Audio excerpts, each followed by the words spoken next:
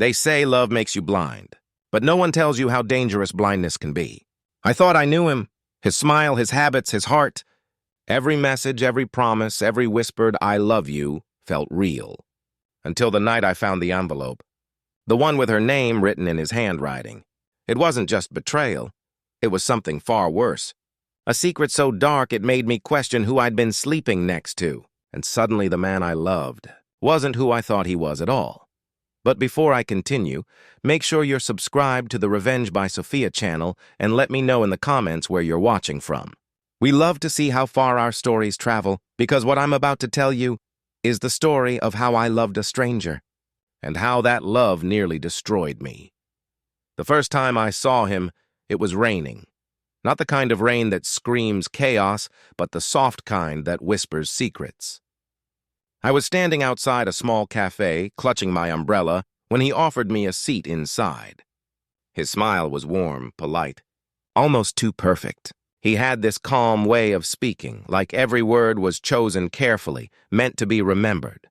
I laughed more that evening than I had in months, and for the first time I felt seen, really seen. When I left, he said softly, "It's rare to meet someone who listens." As I walked away, I told myself it was nothing, just a coincidence. But deep down, something in me knew. This was the start of something I wouldn't be able to walk away from. Days turned into weeks, and he became my favorite part of every morning. His messages were sweet, his voice steady. He knew exactly how to say the right thing at the right time. He remembered the smallest details about me, the way I liked my coffee, the songs I played when I couldn't sleep, even the names of my childhood pets. Every encounter with him felt like a movie scene. Candlelit dinners, late-night drives, gentle laughter echoing through the dark. He said he'd never met anyone who understood him like I did, and I believed every word. I thought I was falling in love, but maybe I was falling into something else entirely, something deeper, darker, and hidden just behind that gentle smile. It started subtly, friends teasing, coworkers whispering. "He's too perfect," they'd say. "Don't you think it's strange?" I brushed them off with a smile, telling myself they were jealous or just didn't understand. He made me feel special, like I was his only world. When I told him about their doubts, he sighed and said, "People hate seeing others happy, love. Promise me you won't listen to them." His tone was soft, but something about the way his eyes lingered a second too long made my stomach tighten. That night, I dreamt of standing in the same rain I met him under, but this time he was nowhere to be found. And for the first time, the silence between us felt louder than his love. We began spending almost every evening together. The city outside would fade into a blur while we stayed locked in our little world. Him telling stories, me listening like they were sacred confessions. He'd talk about his dreams, his struggles, and the pain of a childhood he claimed had left scars no one could see. His voice always trembled when he spoke about being abandoned, and I felt a strange pull, a need to protect him, to be the one who stayed. Sometimes he'd look at me with those tired eyes and whisper, "You're all I have, you know that?" I believed him, every word, every sigh. But I didn't realize that the more I held him close, the tighter his grip on my heart became. He started calling me before work, after work, sometimes even during. At first, it was endearing. "Just wanted to hear your voice," he'd say. But soon it became constant. If I didn't reply, he'd ask, "Are you ignoring me?" His tone half playful, half serious. He always wanted to know where I was, who I was with, what I was doing. And if I mentioned plans that didn't include him, he'd fall silent. That silence hurt more than any argument could. When he'd finally speak again, he'd say, "I just don't want to lose you like I lost everyone else." I told myself it was love. Deep, protective love. But sometimes when I caught my reflection in the mirror, I saw someone else staring back. Someone slowly disappearing. One evening I called him, but his phone went straight to voicemail. It was unusual. He never ignored my calls. Hours passed. My stomach churned with unease, but when he finally picked up, his excuse was simple. My phone died. His voice was calm, almost too calm, and he laughed off my worry. I wanted to believe him. I needed to. But something didn't fit. That night, while scrolling through social media, I saw something strange. A blurred background in a tagged photo that looked eerily familiar, and a woman's hand resting on his shoulder. My heart raced as I zoomed in, every breath shallow. Could it be him? Or was I just imagining things? Either way, I didn't sleep that night, and for the first time I began to wonder, what else was he keeping from me? It started small, barely noticeable. He'd sigh whenever I mentioned my friends. "They don't really care about you," he'd say softly. "They only show up when they need something." His words sounded caring, protective even, and slowly I began to believe them. When my best friend invited me to her birthday dinner, he frowned. "I thought we were spending the evening together," he murmured, his tone low, his eyes filled with quiet disappointment. So I stayed. I texted an excuse, convincing myself it was fine, that love sometimes required sacrifice. But that night, as I watched him smile across the dinner table, I couldn't ignore the quiet ache in my chest. Because for some reason, his smile didn't make me feel warm anymore. It made me feel owned. Weeks turned into months and my phone grew quieter. Calls from friends stopped. Invitations faded. Every time I tried to reconnect, he'd remind me, "They never checked on you when you were down." I did. I started to believe he was right. He filled every silence, every gap in my life. But the more he filled, the smaller my world became. I stopped visiting my family, stopped going out. He'd say, "You don't need anyone else. I'm enough, aren't I?" And I'd nod, forcing a smile, trying to convince myself it was true. But sometimes, late at night, when he was asleep beside me, I'd stare at the ceiling and whisper to myself, "If he loves me so much, why do I feel so alone?" One evening, I tried to tell him I missed my family, that I wanted to visit my mother. His expression changed instantly. The softness in his eyes vanished, replaced by something cold. "You'd rather be with them than me?" he asked quietly. My heart pounded. "No, it's not that," I said quickly. But he interrupted, his tone sharp now. "They never cared for you the way I do. Don't forget who's been here through everything." The room fell silent. His words hung in the air like a warning. I sat there frozen, realizing I couldn't recognize the man in front of me anymore. And for the first time, I felt it. The invisible cage closing around me, one word at a time. It began with tiny things, the kind of lies you almost forgive before you even question them. He'd say he was working late, yet his voice sounded too quiet, too distant, as if he wasn't where he claimed to be. Once I noticed a faint perfume on his jacket, not mine.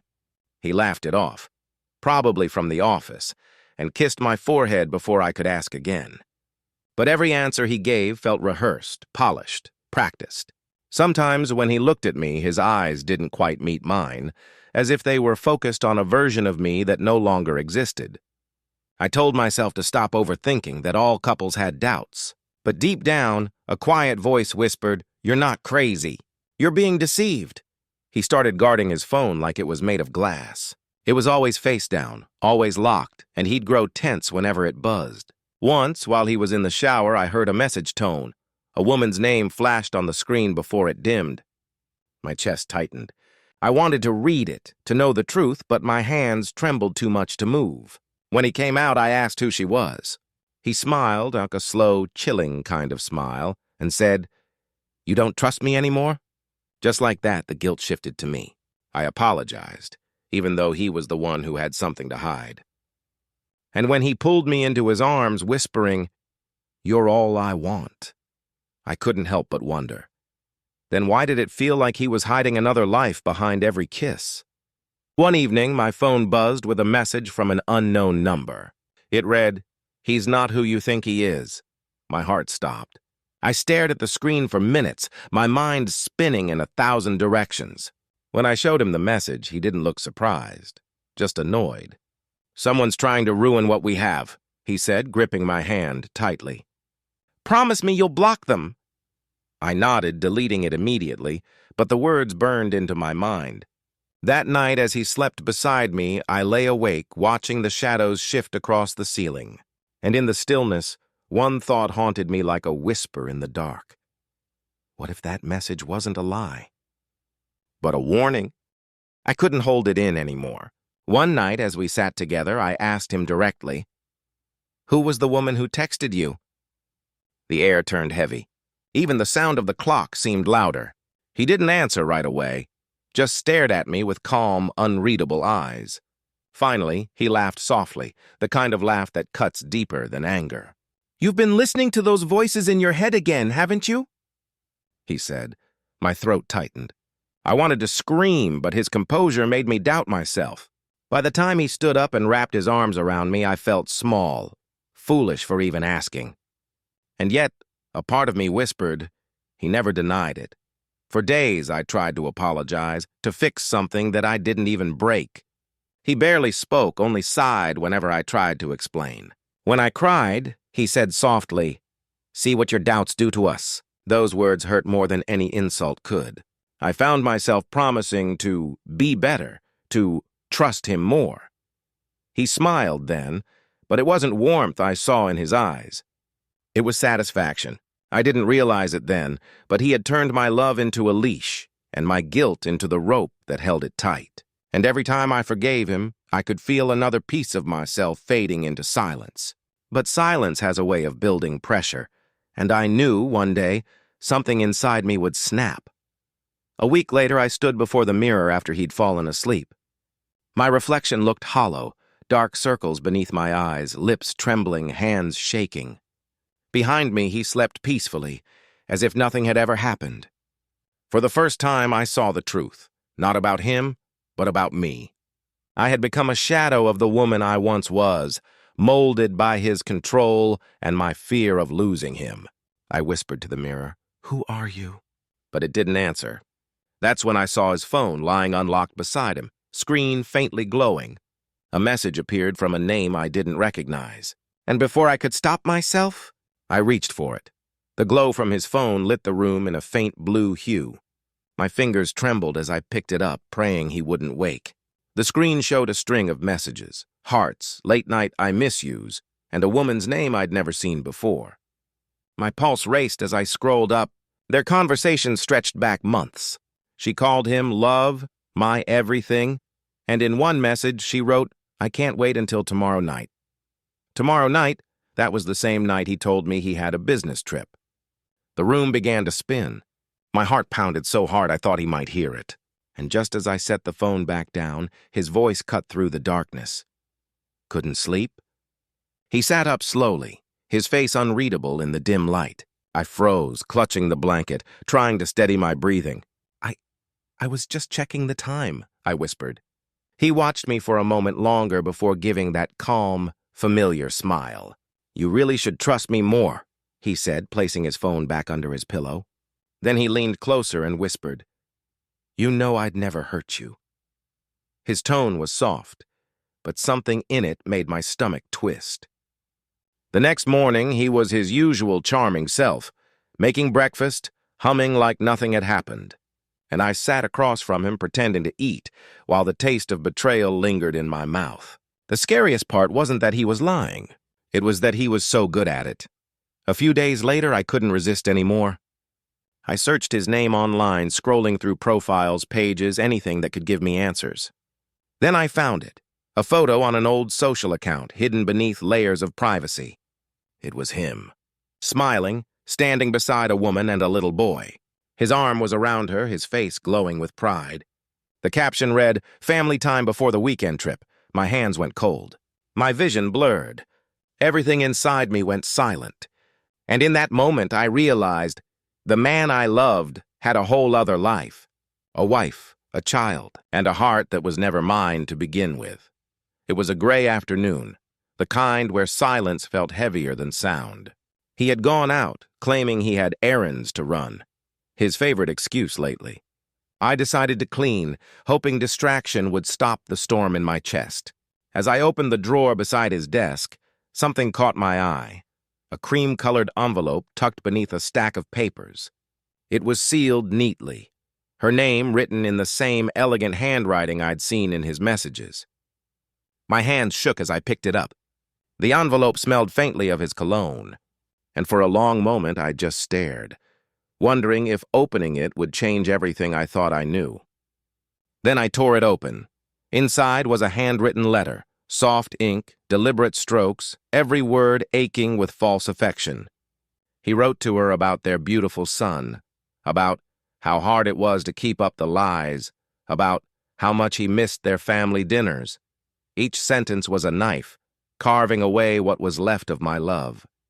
He mentioned me once, not by name, but as the distraction who made the waiting easier. I stopped reading. My body felt cold, my throat dry, my hands weak. The man I had loved for years had used me as an intermission in his double life. And yet, as tears blurred the words, something inside me shifted, a strange calm, sharp and quiet, like the moment before a storm hits. Because now I knew the truth. And the truth was power. When he came home that evening, he found me sitting by the window, the letter folded neatly on the table. He smiled as if nothing had changed, kissed my forehead, and asked, "Missed me?" I smiled back, and for the first time it didn't feel weak. It felt deliberate. I told him dinner was ready, and he relaxed, unaware that his carefully crafted world was beginning to collapse. All through the meal, I watched him, the way he chewed, the way he talked about his day, how easily lies flowed from his mouth. Every sound, every breath of his voice made my resolve grow stronger. He had built a web of deceit. But he forgot one thing. Even the most patient spider gets caught in its own web eventually. The next morning, I woke up before him. The letter was gone. I'd burned it the night before, watching every word turn to ash.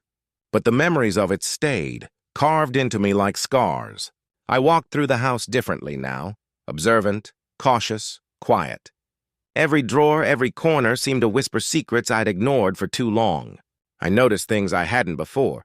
2 phones, hidden receipts, strange names on his paperwork. He thought I was still blind, still in love, still under his spell. But I was awake now. And as I watched him sleep peacefully, I made myself a promise. He would never see this version of me coming. Days turned into weeks, and I played my part perfectly. I laughed when he made jokes, cooked his favorite meals, even apologized when he pretended to be hurt. But behind the smile, I was collecting every piece of evidence I could. Late at night, when he was gone, I tracked his calls, noted his routes, and saved screenshots from his phone when I got the chance. Sometimes I'd follow him, always from a distance, blending into the city's hum. Once I saw him enter a house I didn't recognize. Lights warm, a child's laughter echoing faintly from inside. My knees almost gave out when I saw him through the window, holding his son in his arms. The man I once loved looked peaceful. But to me, he was a stranger standing in my place.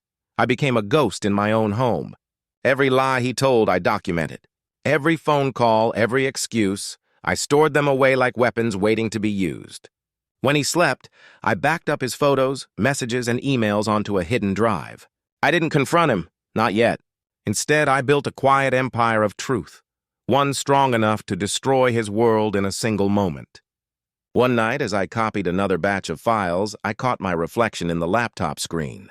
My eyes looked calm but unrecognizable, colder, sharper. Love had left me long ago. What remained was purpose, and purpose is far more dangerous. It was a cold evening when I finally decided to follow him for real, not just to watch, but to know. He said he was going on a business trip, kissed me goodbye, and smiled as if he meant it. But that smile, it didn't reach his eyes anymore. I waited 10 minutes after he left, then grabbed my coat and keys. My hands were trembling, not from fear, but from anticipation. The night air felt heavy, like it was holding its breath. I followed his car through the dark streets, headlights slicing through fog, until he turned off into a quiet neighborhood I didn't recognize. When he stopped in front of a house wrapped in golden light, my stomach twisted. I parked far away, heart pounding in my throat, and watched from the shadows. What I saw next made my world stop moving. He walked to the door carrying flowers. A woman opened it, smiling. Not just a stranger, but the same woman whose name I'd seen in his messages. And then, a small boy ran into his arms. "Daddy!" The child shouted, his voice innocent and full of love. He laughed, that warm, deep laugh I used to fall asleep to, and kissed the boy on the forehead. For a second, I couldn't breathe. My body refused to move. The man who told me I was his whole world had built an entirely new one. Without me in it, a wife, a child, a secret life, and I was just a chapter he'd forgotten to close. I don't remember how long I stood there. Maybe minutes, maybe hours. The streetlight flickered above me, casting shadows across my face as I watched the three of them together. Perfect, happy, real. My tears came quietly, one by one, like they were afraid of being heard. The wind was cold, but my heart was colder. I pressed my hand to my mouth to stop myself from screaming, but the pain found other ways to escape. I stumbled back into my car, shaking, gripping the steering wheel until my knuckles turned white. Inside my head, his words replayed.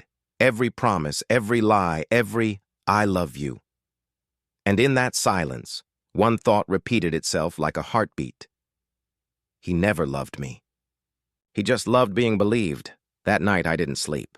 I sat in the dark, the house silent except for the ticking of the clock. Every tick sounded like a countdown, to the moment I'd finally face him. My phone buzzed at midnight. "Just got back, love. Trip was good. Missed you." I stared at the screen, feeling something twist inside me, half pain, half fury. When the door finally opened, he looked tired but calm, humming softly as he placed his bag down. He didn't notice me at first, sitting in the corner of the room, lights off, eyes fixed on him. "Why are you sitting in the dark?" he asked, his voice casual. I didn't answer. I just whispered his name, and he froze. The storm had begun. "I saw you," I said quietly. My voice didn't shake. It was cold, sharp, almost unrecognizable. He blinked, pretending not to understand. "Saw me where?" I stepped forward. "At her house." Silence. Heavy. Unforgiving. For a second, his mask slipped. I saw fear, then calculation, then that same fake smile he always used when he lied. "You're overreacting," he said, reaching out to me. "She's just a friend." "Don't!" I interrupted, my voice breaking for the first time. "Don't touch me." The air between us cracked like glass.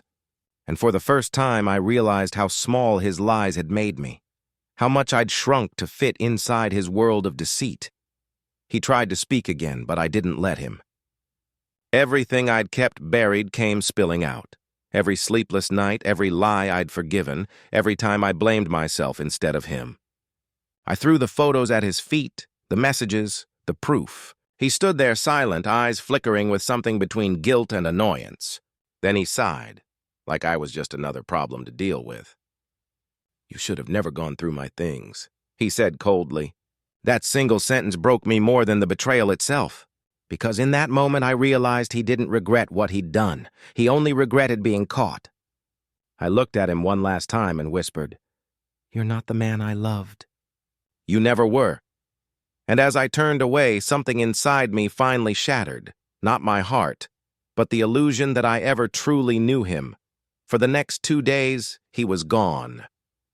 No calls, no messages, no signs. His clothes were still in the closet, his car still in the driveway. But he had simply vanished. At first I felt relief. Maybe he'd finally left, maybe it was over. But relief slowly turned into unease.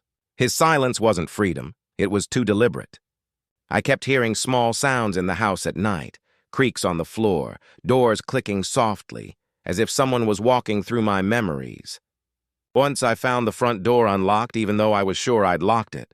It felt like the house itself was holding its breath, waiting for something terrible to return. On the third night, the messages started. No number, no name, just words that made my skin crawl. "You shouldn't have gone there. You ruined everything. I see you." I dropped my phone the first time I read them. My hands wouldn't stop shaking. I called the police, but they couldn't trace anything. Said it was probably spam or a prank. But I knew that tone, the rhythm of the sentences, the way the words lingered like poison. It was him. He was out there, watching, waiting, reminding me that the story wasn't over yet.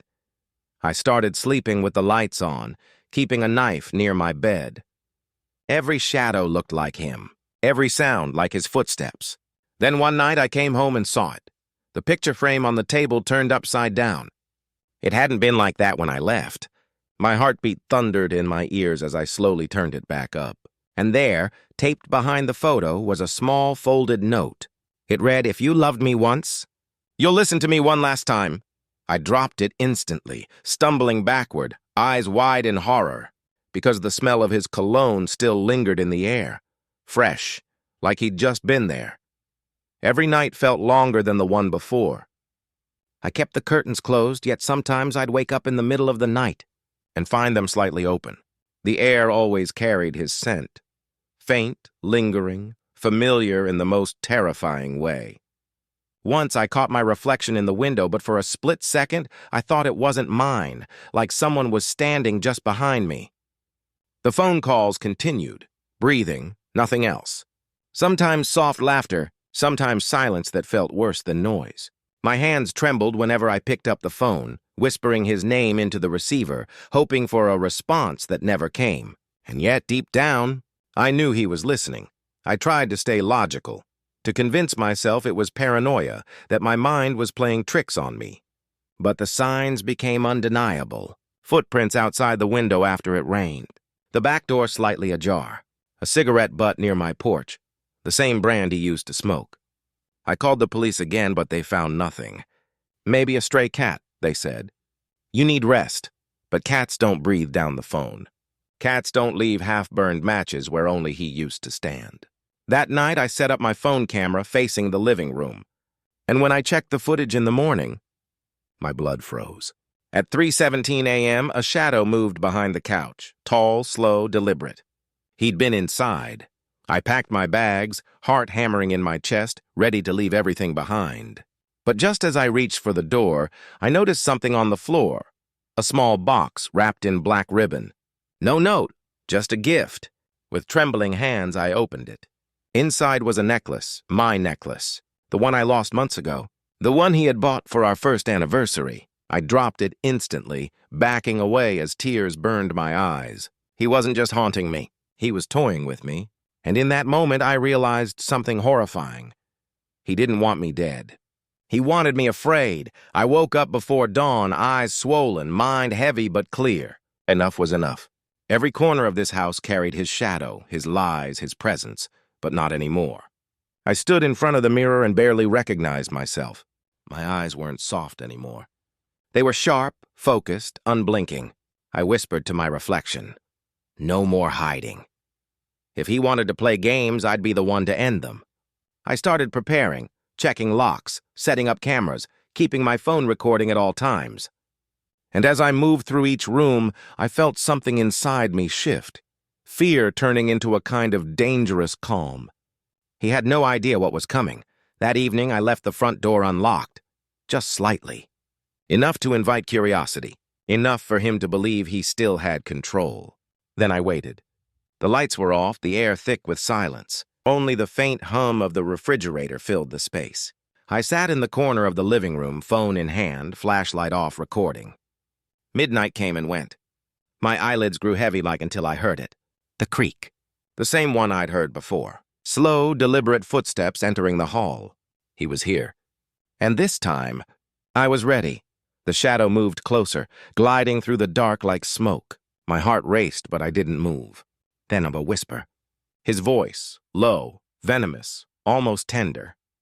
"You shouldn't have looked for me." I clicked the flashlight on. The beam hit his face, pale, wild-eyed, and smiling. For a moment, time froze. Then he lunged forward and I screamed, but not in fear, in defiance.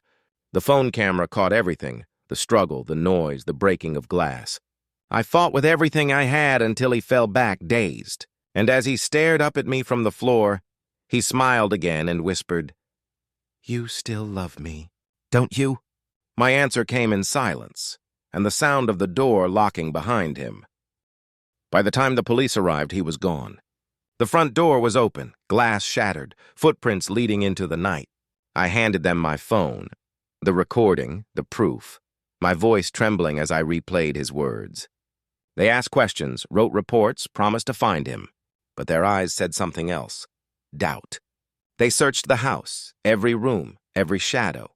Then one of the officers called out from the basement, his voice uncertain. "Ma'am, you might want to see this."